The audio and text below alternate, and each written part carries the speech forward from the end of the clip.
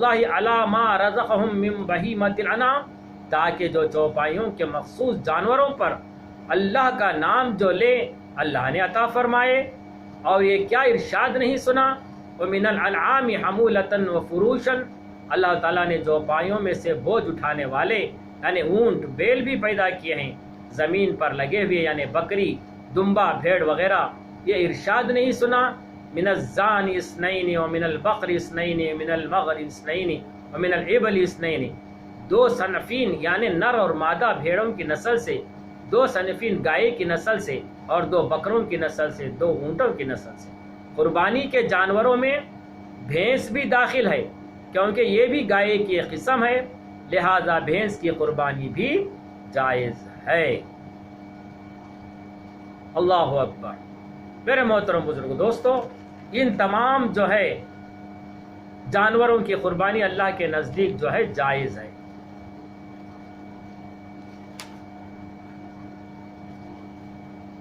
لیکن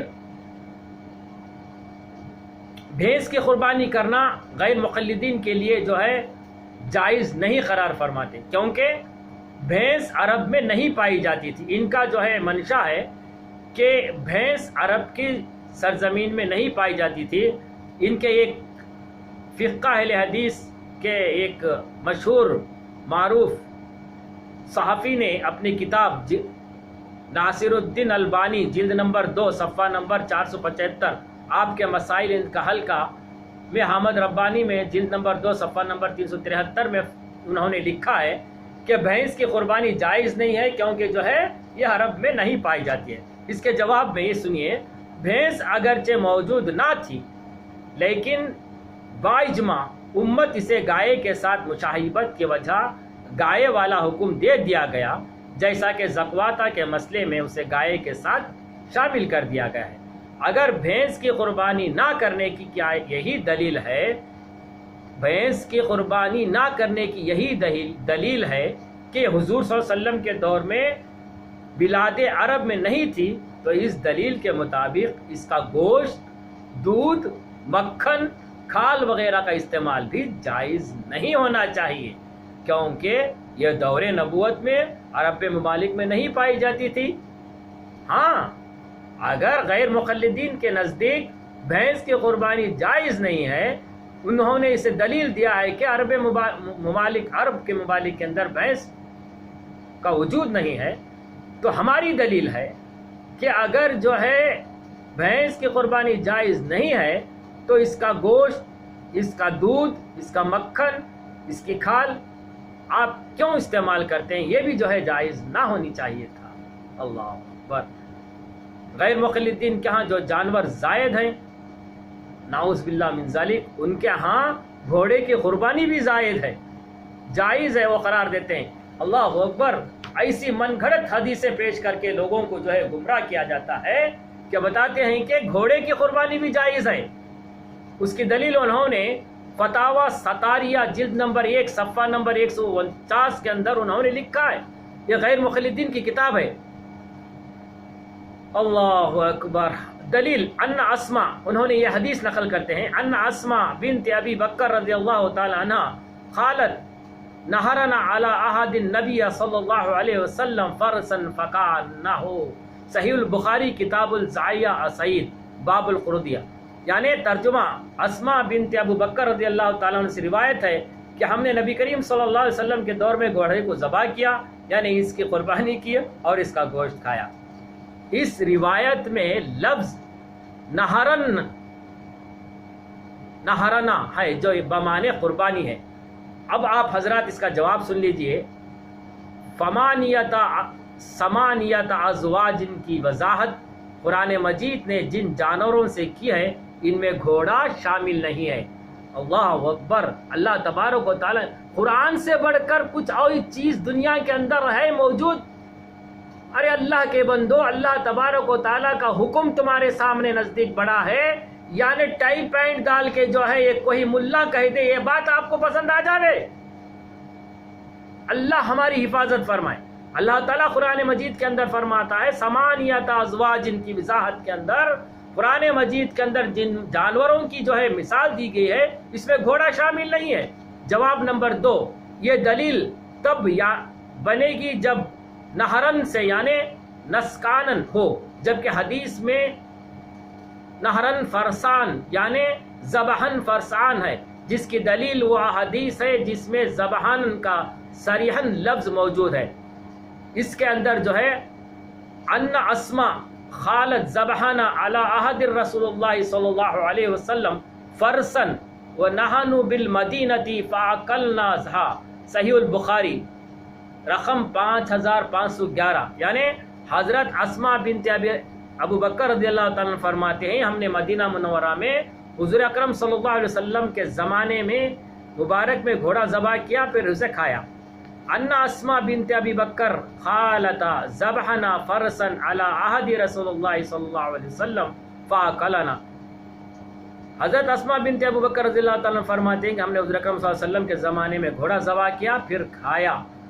تو میرے محترم بزرگ عزیز دوستو، ان احادیثات سے گھوڑے کے گوشت کو کھانے کا جواز معلوم ہوتا ہے، تو ایسی احادیث منسوخ ہیں۔ ناسخ دلائل یہ ہیں کہ ان خالد، اس کے عوض جو ہے ہم جو ہے یہ حدیث پیش کرتے ہیں جو اسما بنت ابو بکر رضی اللہ تعالیٰ عنہ کی جو حدیث ہے وہ ناسخ ہے، اس کے بدل کے اندر یہ حدیث آپ حضرات کے سامنے پیش ہے، سماعت فرمائیں۔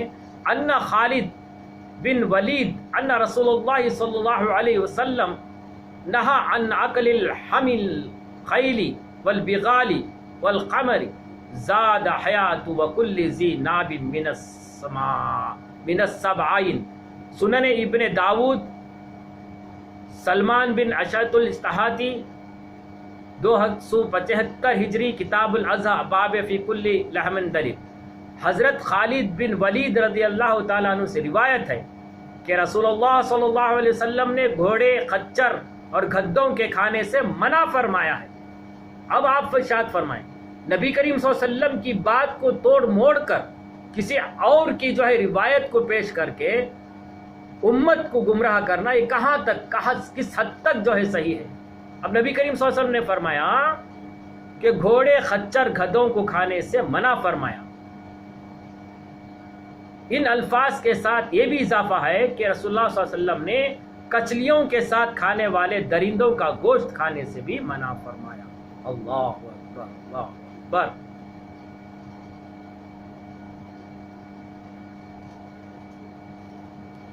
اللہ ہماری حفاظت فرمائے، ہمارے عقیدے کو اللہ تبارک و تعالیٰ درست فرمائے۔ میرے محترم بزرگ عزیز دوستو،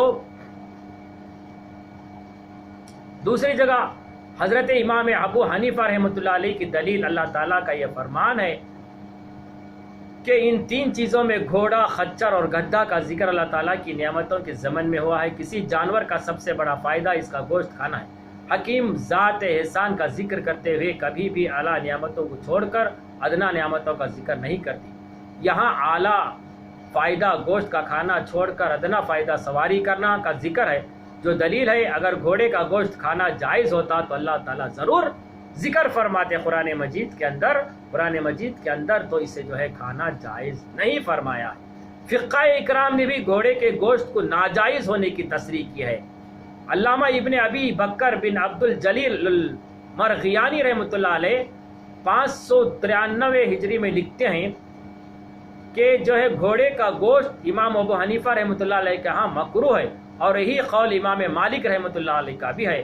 امام ابو حفظ عمر بن المعروف بن مخلطین بھی فرماتے ہیں کہ گھوڑے کے گوشت کو امام مالک، امام ابو حنیفہ، امام الزرائی مکروہ جانتے ہیں، اور یہی قول امام مجاہد، امام ابو بکر الاسم، امام حسن بصری رحمۃ اللہ علیہ کا بھی ہے۔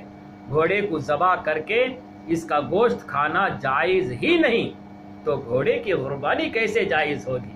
میرے محترم بزرگ عزیز دوستو، گھوڑے کے گوشت کے ناجائز ہونے پر دلائل بہت سارے جو ہے ہم نے پیش کیے ہیں۔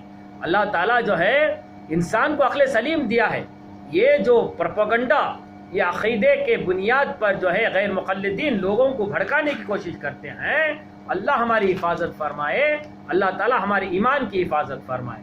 میرے محترم بزرگ عزیز دوستو،